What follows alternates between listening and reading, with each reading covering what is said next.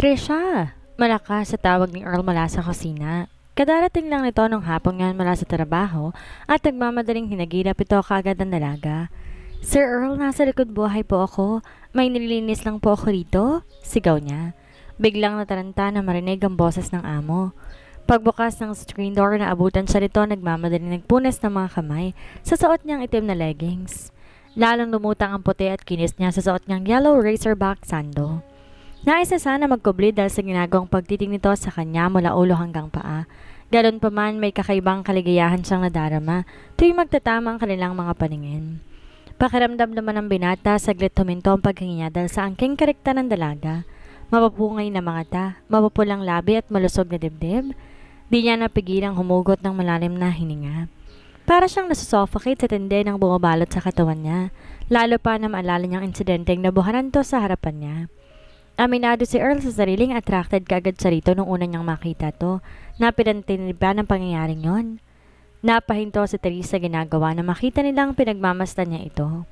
Nahihiyang napayoko ito na maramdaman, hindi lang isang simpleng tingin ang ginawa niya kundi isang malalim na paghagod na may mali siya. Halika, sumama ka sa akin. Nauutalaan niya. Saan po tayo pupunta? Nagtatakang tanong nito. Samahan mo ako mag-grocery pagkatapos kakain tayo sa labas. Di ba't di ka pa gano'n marunong magluto? Niya. Opo. Sandali lang po magbibihis ako. Nito. Di na kailangan. Pwede na yung suot mo. Niya. Sabay hawak sa isang kamay ng dalaga. Giniyan niya to palabas ng bahay. Ilang oras ang ginugol ang dalawa sa pamamili ng grocery sa SM North EDSA. Nang makaramdam ng gutom, pumasok sila sa KFC para mag-takeout ng pagkain. Nais sumagalpak ng tawa ni Therese nang makarating sila sa open space parking ng mall. Nang makaupo kasi sila sa loob ng sasakyan nito, inanunsyo ng kanyang amo na pwede na silang kumain. Ang akala niya sa bahay sila magdi-dinner, kaya bumili na lamang to ng pagkain. May kakaibang gimmick din pala to sa katawan sa loob-loob niya, pero kumikerong romantiko. Bakit ka nangingiti? Blankong tanong nito. Napatingin siya sa katabi. Nahuli pala siya nito sa ganong reaksyon. Ano po? Hindi naman po ako nakangiti. Tanging nasabi niya. Baka sakaling makalusot siya. Minsan, kailangan natin gumawa ng kakaiba para mag-enjoy. Hindi yung laging formal, tinitipid bawat salitang sasabihin, pati kilos parang binibilang. Mas gusto ko yung ganito, Trisha. Tahimik pero nakaka-relate tayo sa isa't isa. Turan nito. Walang korap na nakatitig lamang sa kanya. Ayaw man niyang bigyan ng ibang kahulugan na sinabi nito pero tila higit sa mga salita. Parang may bumubulong sa kanyang maiba itong nais na pahiwatig. Come on, try to be fair with me. Tell me something about you. Seryosong hikayat nito. Hindi pa po ba naikwento sa inyo ni Dina kung paano niya ako nakilala? Nagsisigurong balik tanong niya. Baka kasi sumalungat ang sasabihin niya sa sinabi na ng babae. No, wala siya nabanggit kahit ano maliban sa pagpapakilala niya sa iyo noon. Kaya nga nagpapakwento ko sa iyo ngayon. Nakilala ko si Dina sa isang kaibigan namin. Sa kanya ko rin nalaman naghahanap kayo ng kapalit niya kaya sinabi ko sa kanya interesado ko. Pinigilan niyang mapalipit ang dila dahil sa malagkit na pagtitig nito sa mukha niya. Orila na ako lubos kaya kinupkup ka ni Steve Sanrival at tinuring na tunay na anak niya? Diretsong dugtong nito. Nagitla si Teresa sa sinabi nito. Parang bigla na niyong lalamunan niya ng mga sandaling iyon. Alam nito ang buong pagkatao niya pero bakit? Paano?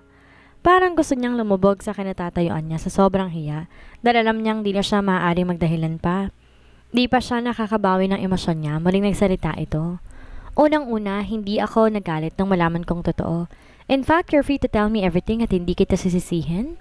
Nagtataka lang ako kung ba't ang isang katulad ni Teresa Rival magagawang isang napaka-imposibleng bagay para sa sarili niya. What I want to know is the truth and I want you to be brave enough to tell me. Anito. Para naumid ang dila niya. Wala siyang maapuhap na salita kung paano uumpisahan ang pagpapaliwanag. Pakiramdam niya kasi para siyang batang nahuling ng agaw ng likuran sa kapwa bata. Isa pa ngayon lang pawalpak ang plano niya at naharap sa gantong klase ng sitwasyon. Naramdaman na lamang niyang tumuturo na ang luha niya. I'm sorry. Unang-una hindi ko talaga ugaling manloko ng tao o magtago sa ibang katauhan. Napilitan lang akong gawin to dahil gusto ko ipakasal ni Papa sa isang lalaking hindi ko kilala. Garalgal ang tinig na pag-amin niya. Bahagyang napaangat ang ulo ng binata nang marinig ang revelasyon niya. Sandaling natahimik to. Dahil lang doon kaya ka lumayas at nagtatago ng ganito? Pinahihirapan mo lang ang sarili mo. Nito. Napakunot noo siya. Napatitig siya rito ng matalim. Hindi bidong magpakasal sa taong ni Anino hindi ko pa nakita. Bulalas niya. Hindi masimas ito ang likod niya na masilayan ang reaksyon niya. Hey, calm down. Naiintindihan kita, Therese. Hindi mo kailangan sumigaw? Mahinahong saway nito. Nagyuko siya ng ulo. I'm sorry, hindi ko sinasadya. Don't worry, mahinintay lang akong pagkakataon at magpapaalam na ako sa'yo. Malungkot na sabi niya. Hindi kita itinataboy, Therese. You can stay with me as long as you want. Sa katunayan, nagpapasalamat pa nga ako dahil nakilala kong anak ko na sikat na fashion icon na si Steve Sanrival at talent manager ni Vivian Columna. Biglang nasambit niya. Kahit natuklasan na nito ang tunay niyang pagkatao, nararamdaman niya lumuwag ang dibdib niya at ang pagbanggit niya ng pangalan ng babaeng yon higit na makapagpapaluwag ng nasa sa loob niya. Mas makakakilos siya na maayos kung walang tinatago kahit sa sarili niya. Sa halip magulat na tawa pa ang binata sa tinuran niya, ngunit masasalamin ang kalungkutan sa mga mata nito. Alam kong nakwento na sa ni Nanay Charing ang lahat tungkol sa akin. Totoo, ex-girlfriend ko si Vivian at nakilala ko siya na minsan. Manood kami ng kaibigan ko ng fashion show ni Mr. Sanrival. We dated many times until I got her pregnant. Unfortunately, she lost her baby. I mean, she intentionally got rid of the baby and I hated her for that. I'm sorry to hear that. I just felt that it's my turn to ask you since you know me already. Paumanhin niya. It's alright. Nito. Ngumiti ito at tinignan siya. Anyway, past is past and I've long moved on from that. Mabuti rin tong nagkakakilala tayo na mabuti. Nginitian niya rin ito. Thanks for letting me in and helping me. Helping you in what? Tanong nito. In getting rid of the man my father wants me to. May nakaismed na tugon niya. Tumangutanguto habang nakangiti. I see. Are you sure you don't intend to meet him first before disliking him? At nailing tanong nito. Sarkastikong umiti siya. Not even in my mildest dream. 5:30 pa lang ng umaga, gising na si Therese. Hindi niya mailarawan ang pakiramdam niya. Napansin niyang masigla bawat kilos niya at parang nais niyang tapunan ng ngiti bawat sulok ng mundo. Inayos muna niyang sarili bago tinungong kusina para maghanda ng agahan ng binatang amo. Bagyang napatigil siya na salubungin siya na masarap na apoy na nanggagaling doon. Dumating siguro si Nanay Charing kaya maaga nakapagluto, naisip niya. Ngunit nagulat siya na mabungaran si Earl na naghahain sa mesa. Matamis ang pagkakangiti nito na makita siya. Good morning! Halika, sabayan mo akong kumain. Masayang anyaya nito. Hinila nito ang isang silya para paupuin siya. Napansin niyang pangdalawahang taong ihanda nitong mga pinggan sa mesa, kaya balak talaga nitong isabay siya sa pagkain. Nasiyahan naman ang puso niya sa ginawa nito. Ginawa niya to na matamis ng ngiti at naupo sa tapat nito. Akala ko dumating na si Nanay Charing, aniya. Humalakak ito. Bakit? Di mo ba akalaing marunong ko magluto? Ngumiti siya habang naiiling. Nagulat pa siya na ito pa ang nagdulot ng pagkain sa pinggan niya. So, what are your plans now? Hindi mo ba kukumustahin mo lang ang papa mo? Tanong ito. Tinignan niya ito. Bahala kong tawagan ng best friend ko mamaya. Aalamin ko muna kung ano nang nangyari sa bahay. Kumustahin si papa at kung umatras ng lalaking yon na magpakasal sa akin. Kapag nasiguro ko na yon, hindi na ako magdadalawang isip pa na bumalik doon. Aniya, napangiti ang binata. Napakagwapo nito kahit na bagong gising. Naniningkit ang mga mata nito kapag gumingiti. Daig pa niyang natuklaw ng ahas habang tinitingnan ito. Mabuti na lamang at natauhan kaagad siya. Bakit naman inaayawan mo yung tao na hindi mo pa naman nakikita? Malay mo, you might like him. Di niya malaman kung nangiinis lamang ito o itinutulak siya nito sa makipagkita sa lalaking yon. Alam mo, Sir Earl, hindi ka ko yung tipo ng babae na kapag nakakita ng gwapo, gugustuhin na. Kahit ano pang itsura niya, ayoko sa kanya. Matigas na pahayag niya. Pwede bang Earl na lang ang itawag mo sa akin? I feel stupid when you call me that way. Okay, Earl? Bakit? Ano bang preference mo sa isang lalaki? Or let me change the question. In what way would you like to meet him? Tanong ito nang hindi kumukurap. Napangiti siya. I want to meet the man who does not believe in love at first sight and one who is not in favor of arranged marriages. I'd like to meet him in a normal way. Hindi yung arranged lang, aniya. Like the way we met each other? Seryosong sabi nito. Sandaling nawalan siya ng kibo nang marinig iyon. Napatingin siya sa mata ng lalaking nakatitig sa kanya na mga sandaling iyon. What do you mean? That I enjoyed our first meeting? Pakiramdam niya kasi yun ang nais tumbukin ng lalaki. I don't know why, that's why I'm asking. Pasadyang humalakak siya para ito naman ang inisin. What if I say I didn't? Nakaarko ang kilay na tanong niya. Napabuntong hininga siya pagkatapos ay iniunat ang likod. Then what you're searching for can only be found in fairy tales. Whereas an ugly frog turns into a handsome prince after a thankful kiss? Is that what you call a normal way? Hindi ito ngumingiti ngunit alam niya na nanadya rin ng mga sagot nito para sa mga mainis. Parang umakit ang dugo niya sa ulo. Pinagtatawanan ba nito ang pagiging idealistic at romantic niya? Dumukwang siya ng bahagya sa mesa at nakahirap at tinarap ang binata. You know what, Dr. Corcuera, there's no use talking about this with you. Lalo mo lang akong iinisin kapag nagsalita pa ako. No. Lalo siyang napikon nang humalakak pa ito. Ikaw naman, napipikon ka kaagad. Gusto mo lang naman kitang makilala. Nito? Parang di naman gano'n ang ginagawa mo. Binibiro lang kita. Hindi ko lang ma-imagine hanggang ngayon how a wealthy young woman like you would take on a heavy job just to avoid the man you haven't seen yet. I mean, you have judged him easily just because he wanted to marry you? Of course, you did easily say that. Pero kung ikaw siguro ang nasa kalagayan ko, baka mas malala pa ang gawin mo. Aniya? Really, Therese? I wouldn't count on that. Kumunot ang noo ng dalaga. What do you mean? Na-impulsive ako? Naiiritang tanong niya. Ikaw ang nagsabi nun, ha? Bale walang sabi nito habang patuloy sa pagkain. Napahiya siya sa sinabi nito. Nag-overreact nga ba siya? Mali ba ang ginawa niyang desisyon? Kung tatanungin niyang muli ang sarili, hindi pa rin niya maaatim na magpakasal sa ganong paraan.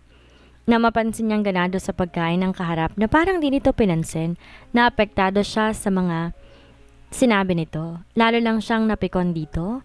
Ganon pa man pinilit niyang ngumiti kaya naman lumabas na maasim yon. Sinulyapan siya nito at gumiti. Forget it. Kumain na tayo. Malamig na ang pagkain? Utos nito. Therese, kamusta ka na? Ano nangyari sa'yo? Nandyan ka pa ba sa bahay ng mga Corcuera? Bakit ngayon ka lang tumawag? Nag-aalala na ako sa'yo ha? Parang ibong tararat na dire-diretsyong talong ni Yani mula sa kabilang linya. Natawa siya. Oo, nandito pa ako. Bumelo siya ng isang buntong hininga. Yani, alam na ni Earl ang totoo. Hala, inamin mo? Baka hanapin niya ang bahay ninyo at sabihin sa father mo kung nasan ka. Nag-aaral lang sabi pa nito. No, ang sabihan mo na pilitan lang akong umamin dahil inuri niya ako sa usapan namin. Niya? Pero, paano niya nalaman? Hindi ko alam. Pero alam kong hindi siya yung tapong isasauli ako sa bahay kahit ayaw ko pa. At bakit naman? Malisyosang tanong nito. Gwapo ba naman yung Earl Corcuera na yan? Feeling ko kasi nagustuhan mo din yan eh. Gwapo, seryoso, etc. Ani ang may kilig sa bawat salita. Kinuwento niya rito tungkol kina Earl at Vivian. Talaga? Gwapo nga yan. Dahil alam ko ganyan ang mga type ni Vivian. Anito. Ay, bago ko makalimutan, speaking of Vivian, nagkasagutan pala sila ng papa mo dahil matigas raw ang ulo ngayon ng babaeng yun. Gusto na raw mag-design sa modeling eh. Hindi pa tapos ang kontratang pinirmahan niya. Kaya nang bumasita ako sa bahay niyo last week, high blood ang papa mo. Mahabang kwento nito. Let's forget about her. Kamusta na si papa? Hindi ba niya ako hinahanap? Ano nang balita mo sa pamangkin ng Mauro na yon? Interesadong tanong niya. Mabuti na ang lagay ni Tito Steve ngayon, pero madalas pa rin malungkot kaiisip sa'yo. Tinawagan niya ang katiwanan niya sa Tagaytay at pati pinsan niya sa Baguio para alamin kung doon ka nagpunta. Alam mo ba, noon palang gabing umalis ka, hindi pala tumuloy yung pamangkin ng Escavel na yon? Ang balita ko sa papa mo may inaasikaso yung lalaki na importanteng bagay kaya hindi nakarating. Nako, Therese, akong nakokonsensya kapag kinakausap niya ako eh. Sinabi pa nga niya kung uuwi ka lang daw, hindi niya na itutuloy pa ang plano niya. Kwento nito. Namilog ang mga mata niya sa narinig. Sinabi niya yon, Yani? Hindi niya na ako ipapakasal sa lalaking yon? Natutuwang pagpupursige niya. Oh kuya, umuwi ka na please. Naawa na talaga ako kay tito. Pakiusap nito. Hayaan mo. Iniintay ko lang makabalik si Nanay Charing para makauwi na ako. Nagbakasyon kasi siya eh. Kawawa naman si Earl kung basta na lang ako magpapaalam. Wala mag-aasikasa sa kanya at isa pa. Nakakaya rin sa kanya dahil natulungan niya ako kahit papaano. Aniya. Earl? Malisyosong tanong nito. Talagang Earl na lang kung tawagin mo siya ha? Eh siya naman nagsabi na yun na lang itawag ko sa kanya eh. Malisyosa ka talaga. Kunwari nagmamaktol na sabi niya. Pagkatapos ng ilan pang tuksuhan, tinapos na ng dalawa ang usapan. Di mapalagay si Teresa habang pinagmamastan niya ang sarili sa harap ng salamin sa silid niya. Sinipat niya ang kung anong bagay. Sa kanya ang damit na pinasuot na kanya ni Earl para sa gabing yon. Maagang dumating ang binata ng hapong yon. Iniabot nito sa kanya isang malaking kahon. Nang buksan niya iyon, tumambad sa paningin niya isang mamahaling black strapless dress. Ayon dito, magdi-dinner date sila, kaya maingat na inayos ang sarili. Kung para saan man yun, di na siya nagtanong. Nang kumatok ito sa pinto, tsaka pa lang siya lumabas ng silid. Kahit na kinakabahan, sumasalit ang kilig sa katawan niya. Nasasorpresa siya sa bawat kilos nito. Natulala si Earl na masilayan kung gaano kagandang dalaga. Si Therese din naman natigilan sa nabungaran. Humahangang umikot ang kanyang mga mata sa paligid. Romantikong pagkakaayos ng dining room, lalo na ang mesa. It was done with candlelights on, the center and a dozen of bulky red roses placed in a silver urn. The area was dimly lighted with a touch of soft music in the background. Inalalayan siya ng binata na maupo sa tapat nito. Kung makailang ulit sila nagtitigan bago nag-umpisang kumain, they shared the light dinner alternately with sweet.